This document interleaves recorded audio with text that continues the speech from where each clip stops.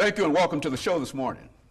The topic this morning is the athletic program at Tennessee State University with focus on the football program, 1999. And of course, we're fortunate to have with us this morning to talk about the football program at Tennessee State University 1999, Coach Lawrence Cole. And of course, Coach Cole, let me welcome you to the show this morning. Good morning there. Coach Cole, you know, we've had you on this show dealing with the football program at Tennessee State University from the very first year that you came to Tennessee State University. And as a matter of fact, I think we've got a storage of several of the shows that we've done between your coming and now. And I think on each one of them, we try to get from you some information about your background, your education, and some of the other things that many of your fans are interested in, certainly. And certainly because you are now the OVC, Ohio Valley Conference champ, most people are interested in you, your background, and some of the things that were important in terms of bringing you to Tennessee State University and some of the things that are important in terms of what you plan on doing at Tennessee State University. And so from that perspective, let's talk about your background, your education, your experiences, and some of the things, and then we'll get into the football program at Tennessee State University 1999. Well, I'm originally from Dayton, Ohio. Mother and father's name is Timothy and Ruby Cole. I have 9 brothers. I'm the 4th oldest, and I have one of my younger brothers who coached with me here at Tennessee State right now. Went to Paul Laurence Dunbar High School, and after graduating from Dunbar High School, I went to the University of Nebraska, where I played my college football. And after leaving there, you know, I had a little adventure into professional football, and I had an experience at the New York Jets and a tryout with the Denver Broncos, and then went in the World Football League. And from there, I was always going back to University of Nebraska, you know, just working on coaching because I wanted to be a coach. And eventually, that opportunity came when I graduated in 1980, and I ended up getting my first job at New Mexico State University in Las Cruces, New Mexico, and I started there. And then from there, I went to Ball State University in Muncie, Indiana, and then, you know, things was going great for me. And then I had an opportunity to go to Kansas State University, which is in the same conference that University of Nebraska was in. So it started even getting better for me. And then after leaving there, I went to University of Wisconsin in the Big Ten. And then, you know, I changed positions. You know, sometimes that always help you when you coach on offense and defense. So as I was moving along, I was getting great experience from being on both sides of football. And then from the University of Wisconsin, I went to Toledo, and then I coached on offense again. And my first opportunity to, you know, to cross over was to go to Morgan State, which is another historic black institution where I coached as a assistant head coach and defensive coordinator. And from there, I went to Eastern Michigan, and then from Eastern Michigan, I went to University of Cincinnati, where I was assistant head coach. So that gave me a lot of experience, you know, and coaching experience. And then I had the opportunity to, you know, to apply for the job here at Tennessee State in 1996. And I always remember it, January the 16th, when I received the job here at Tennessee State University. And in a real sense, the rest is history. In a real sense, is it not, Coach Cole? And I think that in a real sense, it is, the rest is history, because I think since 1996, you've taken the Tennessee State University football team, and you've won the Ohio Valley Conference championship. And of course, that's the first time that Tennessee State University has won such a prestigious award. And let's have you, since we've talked about so many things with you on this show, let's have you to sort of reflect on coming to Tennessee State University in 1996 and finding your football team and the coaching situation and whatnot, and some of, in a real sense, your trials and tribulations between 1996 and when you were successful last year. And then we'll talk about some of the other aspects of the program.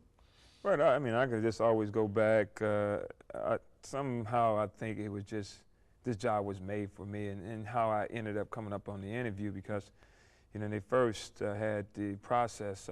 I wasn't one of the 5 guys was chosen to come in for an interview, and one of the guys dropped out, and then Howard Gentry contacted me and wanted me to come in right away, and I kind of called him back and said, you know, that I'm not prepared, but what I did is I just stayed up all night and I prepared myself to come in, and then I ended up flying in on that Friday and interviewed that Friday and went back, and Dr. Hefner called me on that Saturday and then offered me the job. And when he offered me the job, I just jumped on the plane and left everything I had back in Cincinnati.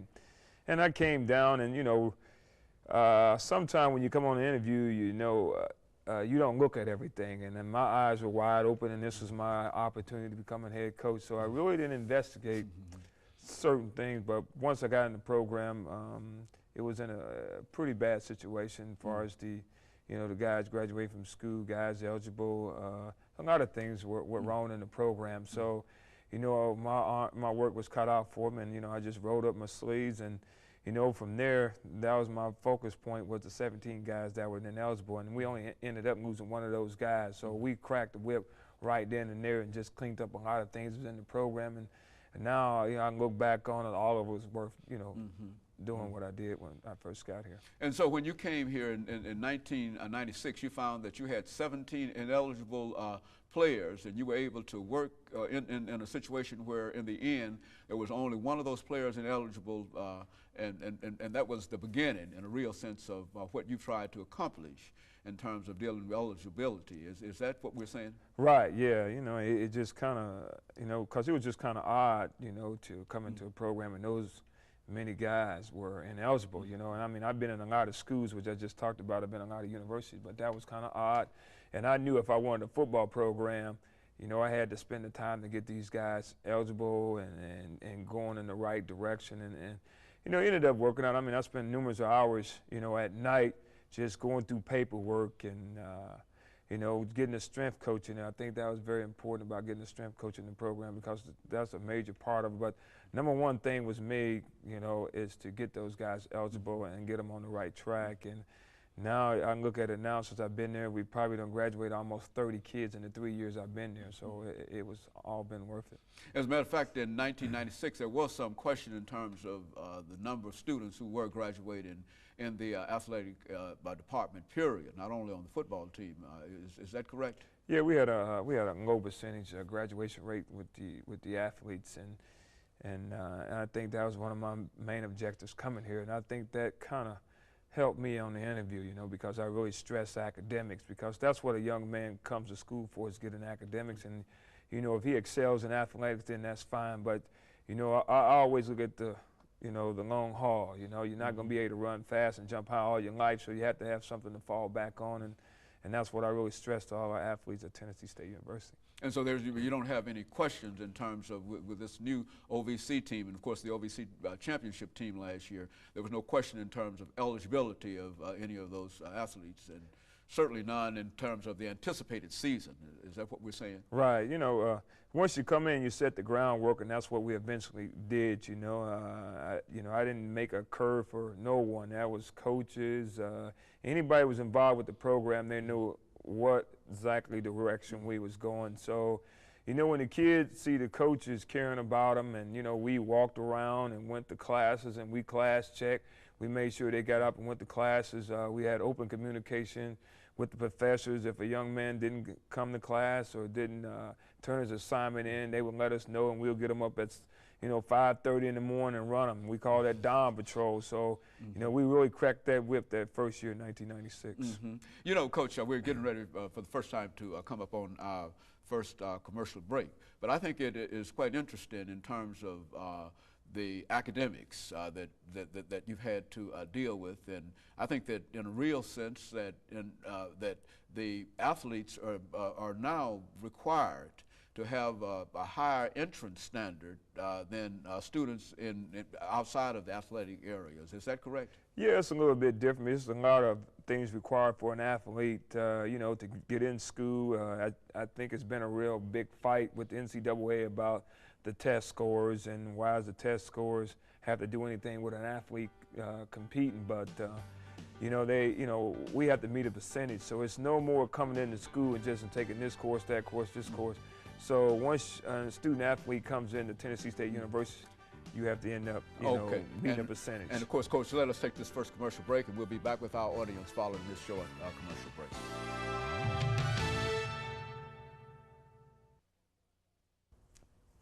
Thank you and welcome back.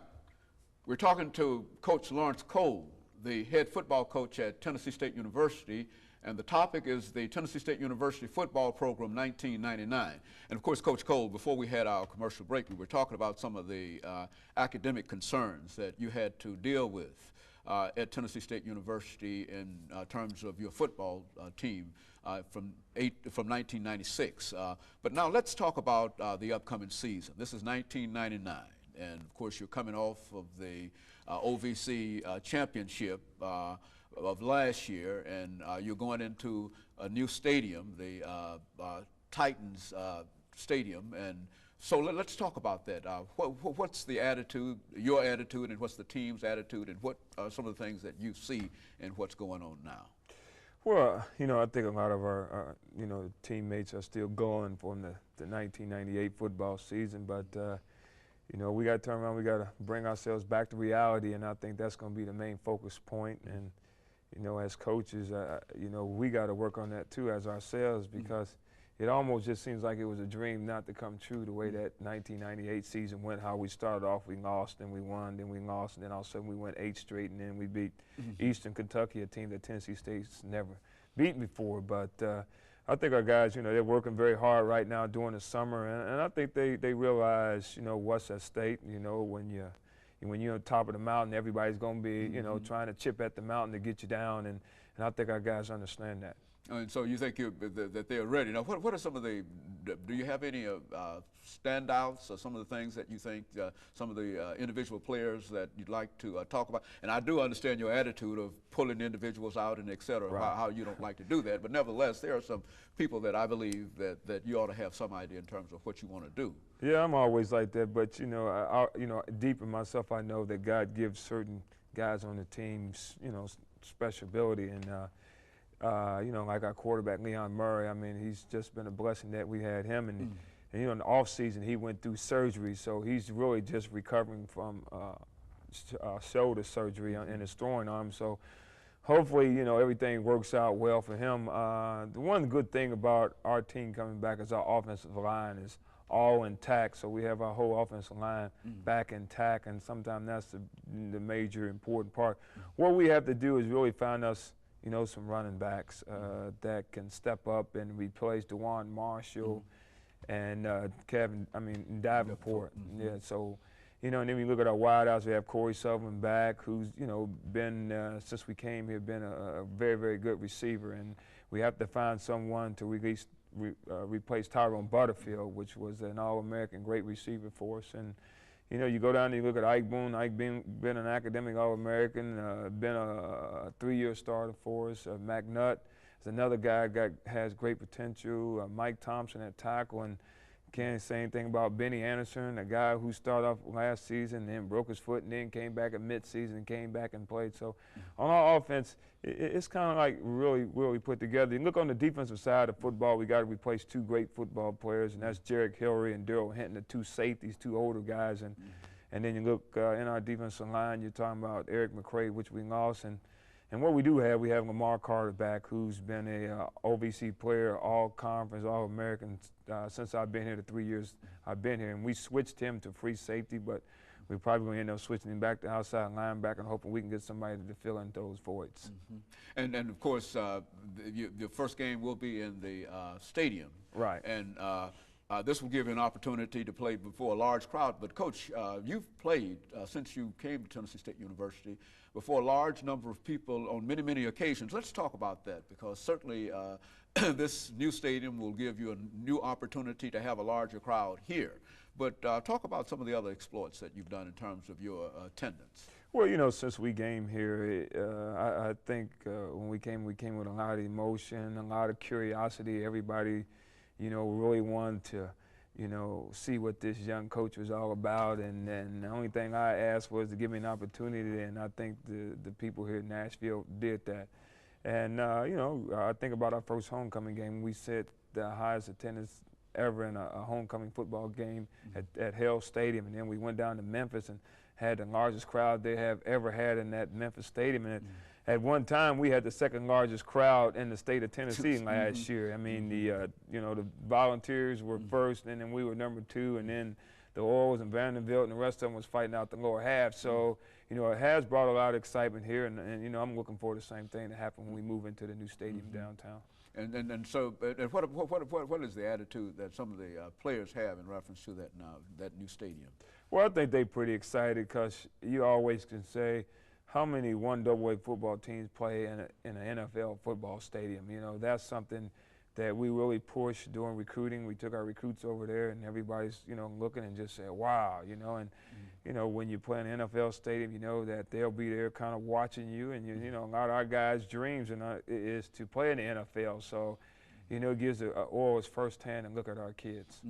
You know, Coach, you talk about recruiting. Now, this is really about your first real recruiting team, is it not? Because you've been somewhat, I guess, skilled or fortunate to have been able to win an OVC championship without having had an opportunity really to recruit. Why don't you talk about that? That's an unusual kind of situation. Yeah, you know, I came in an unusual situation. You think before I took the job, we had 3 different coaches here in the last 10 years, and we still had Coach Gillum kids, Coach Bill Thomas kids, and Coach Davis kids. So I had 3 different types of athletes into the program, and then when we came in, that was a 4th different kid. So every coach has different attitude, what he looks for in a recruit. So, you know, that's something that I had to form the rest of the 3 groups into what I believe in, and that was a hard job, but we ended up getting them turned around here, and like you say, we did it in 3 and did a remarkable turnaround. I mean, we ended up had to get rid of football players and bring new ones in, but this is the typical year of LCole's class right now, the 4th year that we're coming in now, and now I'll really see, you know, what have I done as far as recruiting-wise. Well, and of course, coming off of the OVC championship, Coach, I would imagine that there are many opportunities that are now available to Tennessee State University's football program simply because of being victorious in the Ohio Valley Conference. And as you've indicated earlier, many of the teams that you defeated are now especially looking to play you again this year, and certainly they want to burst your bubble in a real sense. Now your first team, what's that first game? What's your first game? Our first game is Alabama State. Ron Dickerson, who was the head coach at Temple University now, he's the head coach at Alabama State. So that'll be our first game on September the 5th. Okay, very good. And of course, Coach, let us take this second commercial break, after which we'll come back and talk about some of the more recent developments in the athletic program at Tennessee State University.